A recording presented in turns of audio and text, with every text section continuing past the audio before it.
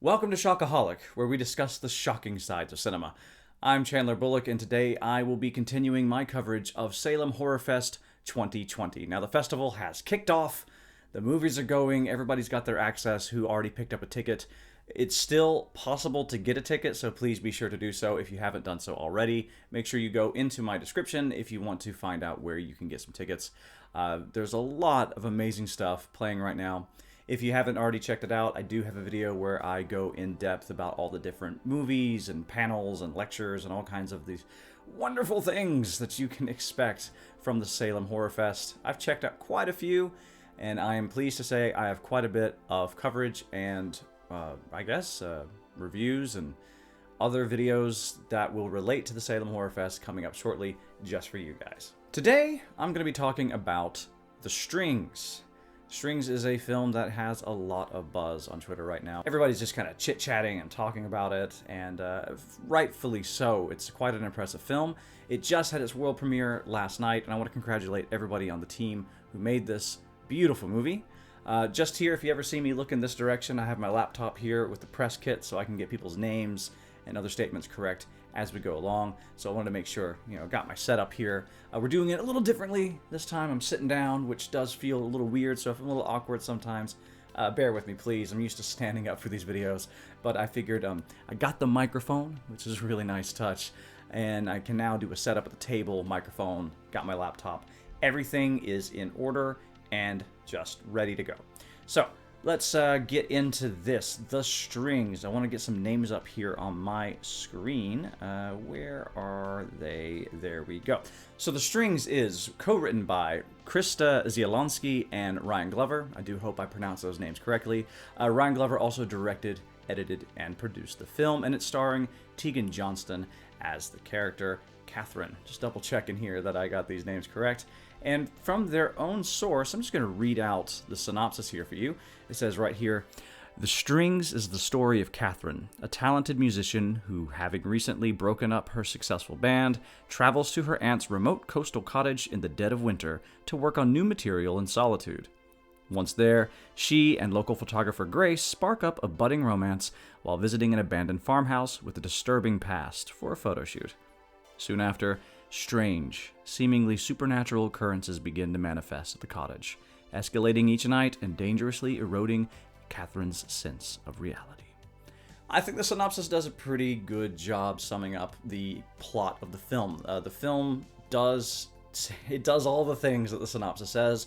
Obviously, it gives you a bit more than that, but that is the heart of the film. We're watching Catherine struggle with the fact that she's broken away from her band, and she's trying to make it as a solo artist. So she's going through the same thing that any solo artist out there has ever gone through, any independent filmmaker, musician, any freelancer.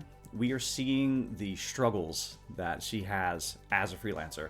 I don't know if you have ever felt this yourself. I know that I do sometimes as a creative. There are times that you just kind of push away and get away from everything that you are constantly around, and you just need a different outlet, something to inspire you in a different way. This is why people like to just run off and go on holidays sometimes. It's also a situation why people might have a studio outside of their house. You pay a little bit extra money just to go to that place where it's your creative outlet.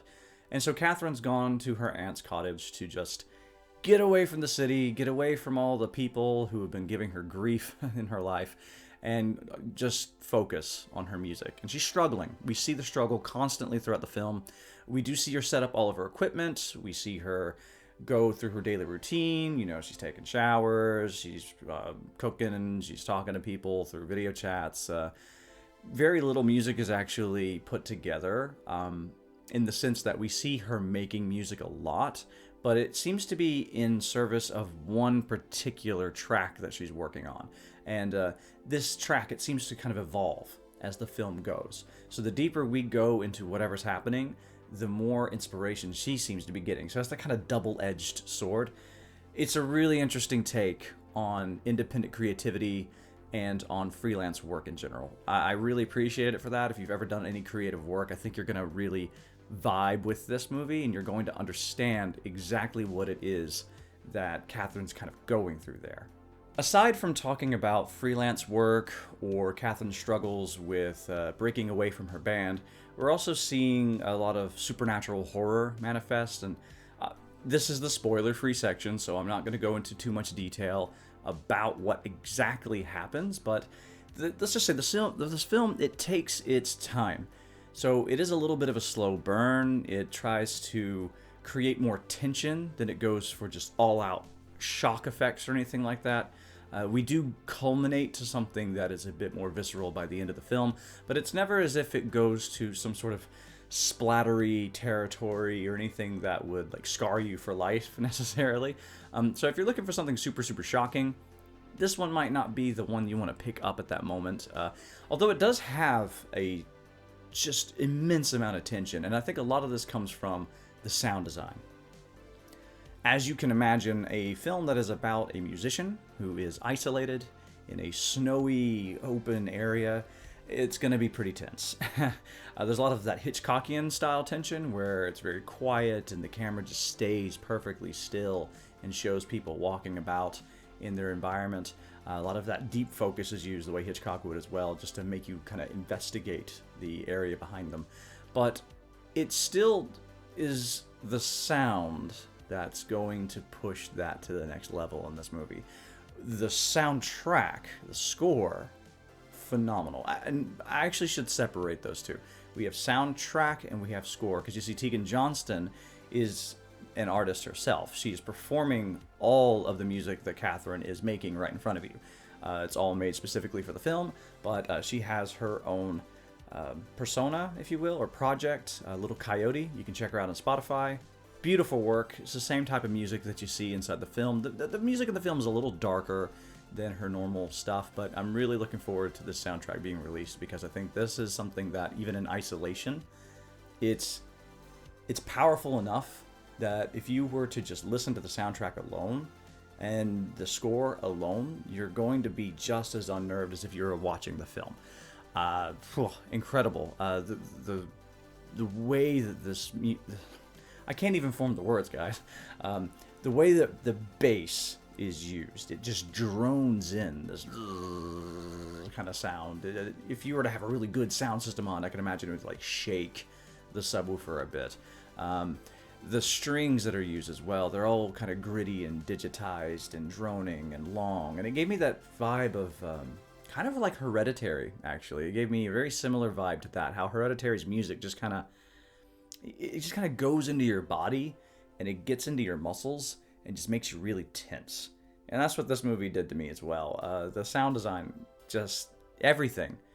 They focus so much on audio that I would have been disappointed if they didn't focus on the sound mixing and the different sound effects and stuff. And they did, and they didn't disappoint at all. It was all really, really powerful and really good. There's some good visual trickery here as well. In the next bit, in the spoiler section, I will discuss some of my favorite bits, but this is just an overview. This movie is gorgeous, okay? So make no mistakes. I'm talking about that this movie is predominantly focused on sound, but that does not mean that it is only focused on sound. In fact, it is really focused on the visuals as well. The filter that they've used on this thing, it's... If you don't like what a lot of people call... I'm not even going to say the term. If you don't like a more pretentious type of look to a movie, you're going to be put off a little bit on this one. I don't find this pretentious. This is my shit. This is my jam. I love this stuff. It's got that, what they call the A24 filter. And honestly, I think if A24 picked it up today, that would be a very fitting release for them to put out on Blu-ray, to release in cinemas. This is a cinema-worthy film. I would also love for Shudder to maybe pick it up. I think it would be a great companion visually with a movie like La Llorona. Quality-wise, it would go well with Host. It's also not too long. I think Shudder's doing a great job in curating kind of like quick bite films and staying away from stuff that's a little too blockbustery. And yeah, this one, it's not too much of an art house film, but it's also not very schlocky or anything either. You know, it's a nice contemporary story and a nice contemporary way of making a movie, but it is solid through and through. Now, of course, there are some weaknesses here and there. I have the same here that I had sometimes with Black Lake, and honestly, it's the same reasons behind it. Sometimes the dialogue didn't hit me the right way. I think in this case it was less the words that were being said and more how they were being portrayed. But knowing that this is Teagan Johnston's first like audible acting role, she's used to being in front of the camera with music videos. Her and Ryan Glover have worked in the past together for music videos, but there she excelled. She really excelled with the brooding anguish. She really excelled with the contemplation and getting across how Catherine was feeling. But at times when she was talking, I don't know if this is a directorial choice or if it was just the acting in itself, but she just seemed a little detached from what she was saying. And I think later in the film, it was a better fit when those situations were happening. And I guess earlier sometimes as well, when she's talking about her old band and her old boyfriend as well, it made sense to me that she was a little detached and I was like, oh, I just don't want to talk about these things. But I just felt sometimes the frustration could be more. When we get to the climax of the film, some pretty awful stuff happens and she doesn't really respond much. And I don't know if that was intentional or not. But I will say it does pay off. It pays off beautifully. But it does take some time to get there. And that could be a decision. So if it wasn't really my kind of pace at that particular moment, that's okay. I think that will work for other people, of course. Now let's talk a little bit about the themes of the film. I've already talked about one, that is the sort of anguish, or I guess anguish is a little harsh, but just the struggles and frustrations that a freelancer can have when they're trying to work. You have to deal with people demanding that you do this interview or that interview, or you have to make sure that you're visible some way, somehow, even if it's something that you don't really want to do. And in the case of Catherine, she's clearly linked to her band, and they just want to talk about the band constantly. And she doesn't want to do that. She's trying her best to distance herself from that so she can do her own sound. It does feed into her music, though. She does create this very unique sound, and it gets darker and darker as the movie goes on. The supernatural elements that take place after she goes into that seemingly haunted house, it does affect it as well, but I think a lot of it comes from her personal frustrations. But there's more to it as well. I really enjoyed seeing the juxtaposition between the artist of Teagan Johnston, so Little Coyote, and Catherine. I just couldn't really separate the two very well once I found out about Catherine being played by an artist who does very similar music and who has worked with Ryan Glover before on her music videos. So this felt to me almost like a narrative wraparound or like a long-form music video of sorts for a piece by Little Coyote. And that was kind of cool, actually. I really enjoyed seeing this collaboration between two different art forms. You have the visual art form that Ryan's bringing in, and then you have the music art form that Teagan's bringing in, and together they're making something that's like a really long form story. And music videos do this quite often. Sometimes you will get a music video that is slightly narrative. Maybe it's about 10 minutes long instead of the 3 minutes that the song is. In this case, they just made a story around creation. So the collaboration is there. They understand each other. You have the filmmaker who understands this from his perspective. You have the music artist who understands this from her perspective. And the two mesh to create this space of the demons of creation, the frustrations that are involved, and that emotional problem that creatives will have. I have it myself when I'm trying to do something creative. I'm trying to write. Sometimes just setting up some of these videos, I can feel a little like a wall that you have to push through sometimes. And you don't feel really fulfilled. And if you're linked to something from your past and you just want to do your own thing, that's even more frustrating. But the creative process can be really damaging sometimes. It can pull you down. It can keep you in a space that you don't want to be in. And that's what that creative flow is. It's you just trying to pull out and break free from that. And they portrayed this quite beautifully. So for any creatives out there, if you haven't seen The Strings yet, I highly suggest that you do so.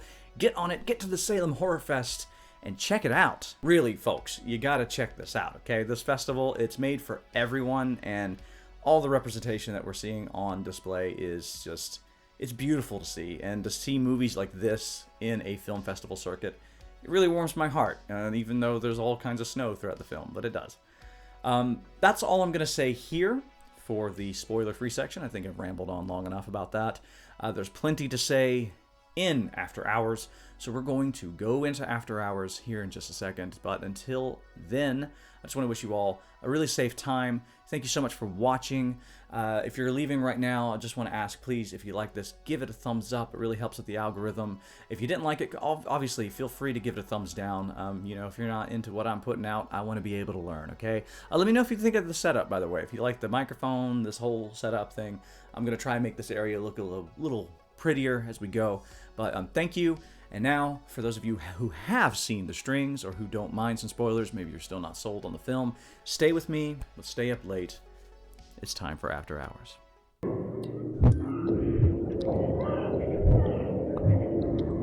All right, welcome to After Hours. We're staying up late. We're talking about some spoilers. Let's get into it immediately, shall we? So let's get into the supernatural stuff, the stuff that you're here for, okay? I know that that's what's on your mind.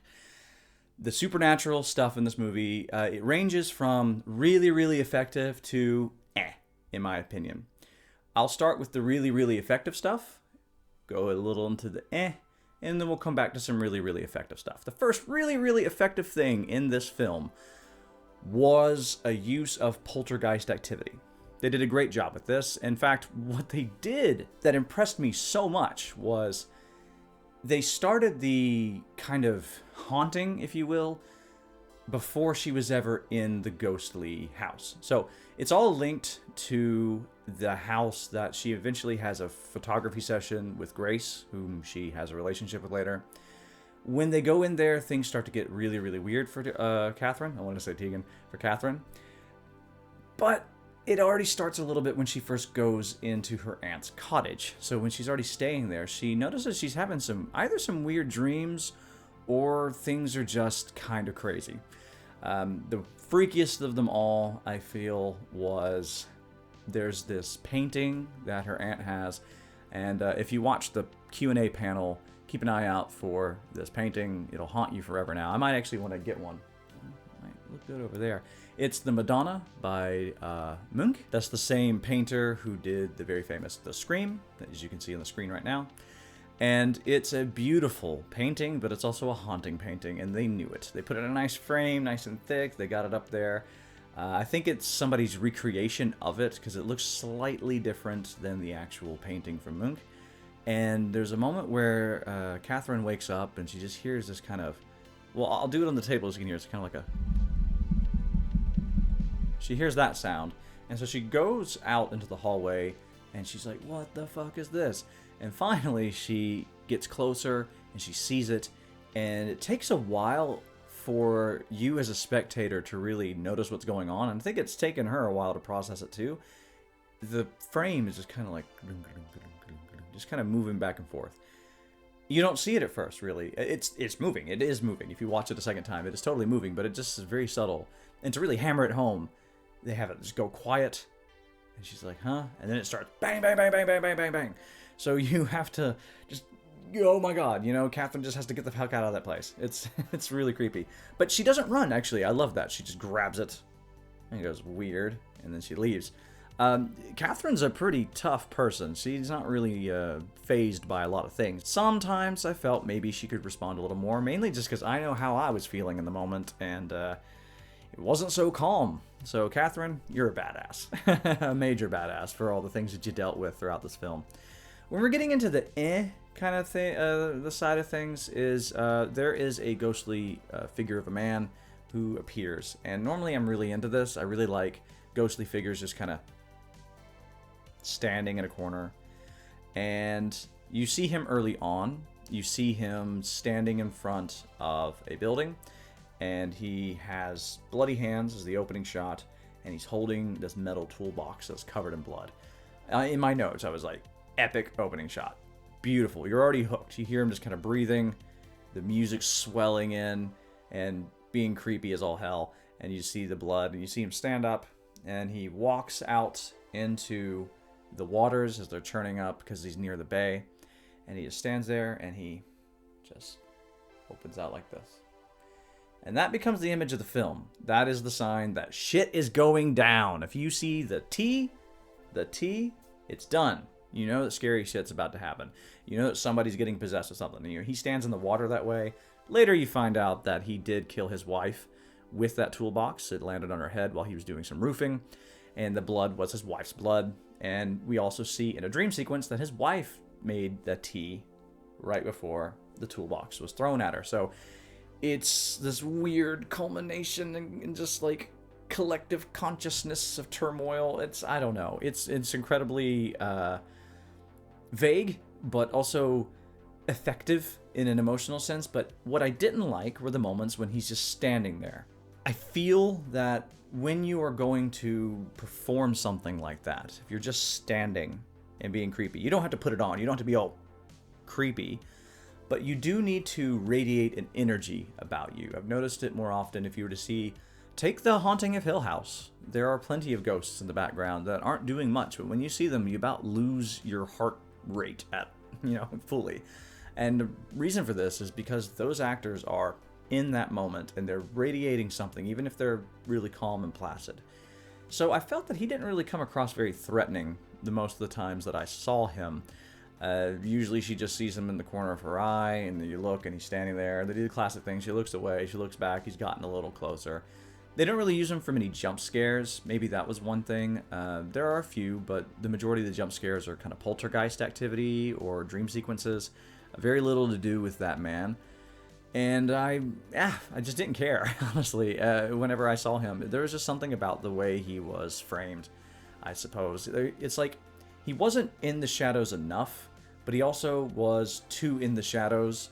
He didn't really fit either well enough. Like, I could see his jeans, I could see his outline really well, even sometimes the little pattern on his shirt. You could just make out his face, and I think those things actually took away from it. If he looks too human to me, I don't really suspect something strange from him. I know, the whole movie, I knew that he was something supernatural. I knew that he was an evil force, but I didn't really get the feeling that he was a manifestation of anything beyond the ghost of the man that died. And when you know the story there, he's just really upset, and that's not really the story they're telling. It's not ghosts haunting things. I can't really talk too much in terms of haunting. That's why I say more or less, because it seems to be more of an emotional thing, something that is passed on. It's more of a possession story, actually. You see Grace do the tea. You see Catherine herself actually do the tea. And that image got me more than the image of the man standing in the shadows. The music around him, though, oh my goodness, it made it way more powerful.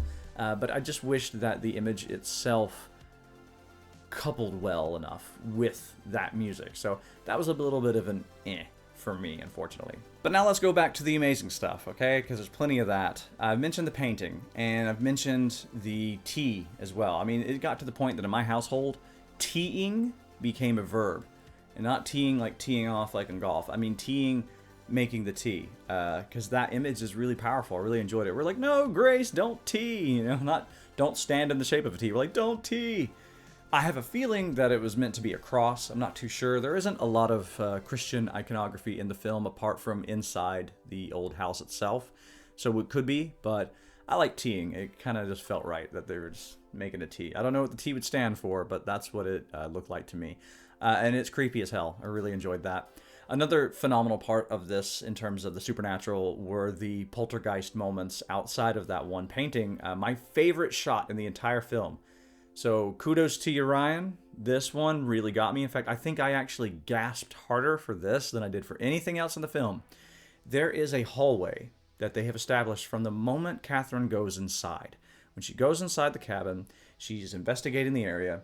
And by the way, as an aside, I want to say they did a great job making everything look real. And I don't know if you know what I mean by that, but it's a thing that you can do with cameras. The way you frame things, the way that you do your coloring and stuff, it can create a very cinematic look. And this movie has a very cinematic look. But if you were to set up your on-location area a little too much to serve where your camera's going to be positioned, it does look noticeable to the eye. You do notice like, oh, that's an interesting placement for that kitchen. Oh, this is a strange way to configure a living room. And they didn't do any of that. They did it a very realistic way. It's a small cabin they were in. They weren't in some huge loft or something where they can keep moving things around. Instead, they were just dealing with what they had and moving it around and looking accordingly and trying to get good shots. And this one was the money shot. They just look deep into the hall. So the camera basically stays in the living room and it just focuses in like that. And it stays perfectly still. You never see it like turn and get there. It just stays. It's a cut to that shot.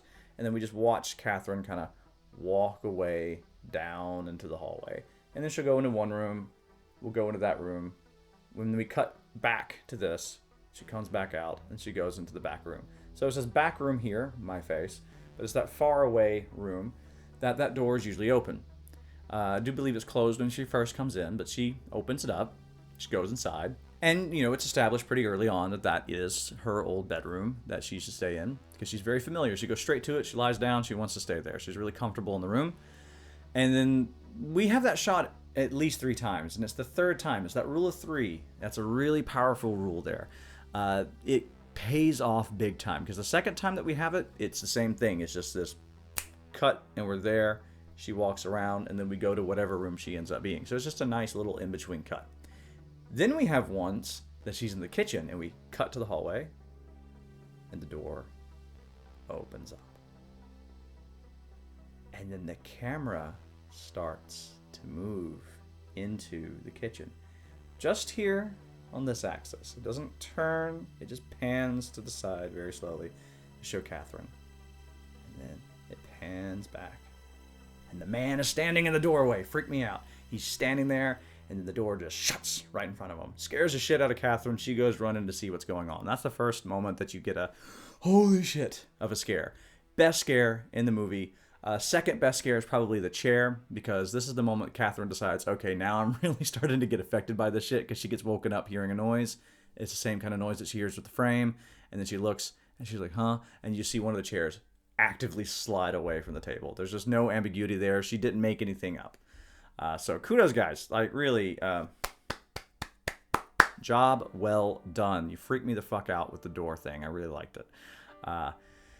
There are more things to say, so I'm going to quickly go through those, but what I really also appreciated was the fact that Catherine is bisexual. She had a boyfriend before, and now she's having a relationship with Grace as she gets to know her. And she already talks about having had some sort of flirtatious interactions with Grace before and seemed a bit of ashamed with herself about it, but only because she was with somebody else. I really love the fact that this movie has a bisexual character and doesn't make a point out of it. You know, go back to the comparison I made with The Haunting of Hill House. They have a bisexual character as well, but she feels a lot of shame. She's coming to terms with coming out to her family about the fact that she's bisexual, or being aggressively so because she doesn't want to be judged and she doesn't give a shit, and she's just kind of conflicted and angry. Nah, Catherine doesn't really have anything like that. She just feels what she feels. What makes her conflicted is the fact that she just doesn't really want to be with anybody. She doesn't know, at least. She wants to be independent. She just got out of the relationship. She just got out of the band. For fuck's sake, she just wants to do her own thing, and now she's having feelings for this girl, and she's like, whatever. So she gets involved with Grace, and unfortunately things don't end too well for the two. I won't go into the actual ending of the film. I will say I felt it at first was a little bit, but that's because with the sound design of the film, it just builds and builds and builds, and I don't feel that the film actually met the energy of the score or the soundtrack. But still, on to the point of having a bisexual character, that level of representation I found really important, especially in how they decided to depict such a character as a character. That is an aspect of her character that is explored, but not really made a big point out of. It's poignant. I love that. More of that, please, filmmakers. Please continue to do that. And lastly, of course, there is the whole discussion to be had about the music in the film.